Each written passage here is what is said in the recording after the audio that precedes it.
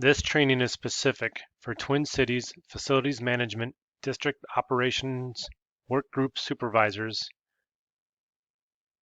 This is Backlog Management Overview. Managing a backlog requires filtering and sorting work tasks to get a clear understanding of what needs to be done and how fast it needs to be scheduled. This requires a knowledge of the priority of the work your customers conduct, and an understanding of the work assigned to each employee to know how the assignment of any additional work task will fit into everything else that is assigned to this person. The backlog management process is broken down into 4 steps, represented by the bolded boxes you see here, and we will go into each individual one in more detail, starting with Step 1, Daily Backlog Cleanup. You should start the process with backlog cleanup, as this removes tasks that are completed from backlogs and gives you a clearer picture of your team's true active workload. In Step 1, you review all of the work tasks marked done and move the work status to complete if applicable.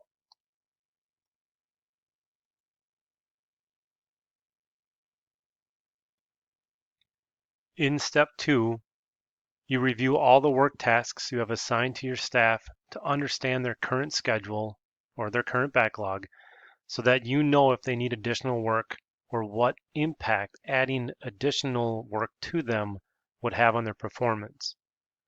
In general, you should try to keep about 40 to 60 hours of work on their schedule. Any more or any less, and they may not be as efficient as possible.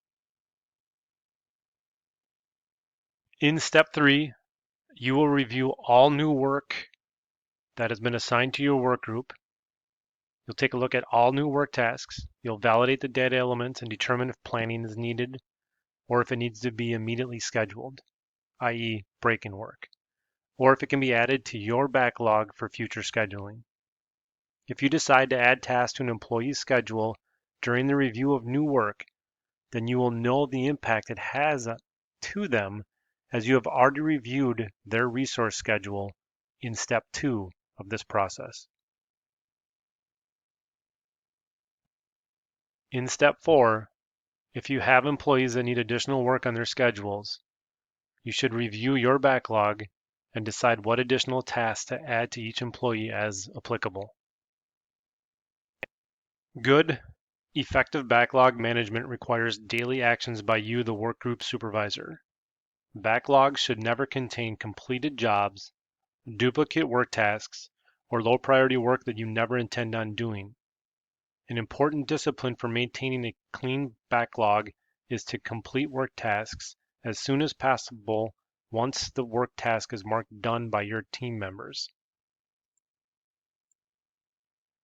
Moving tasks to complete is the focus of Backlog Management Step 1, Backlog Cleanup, and is the next training video in this series.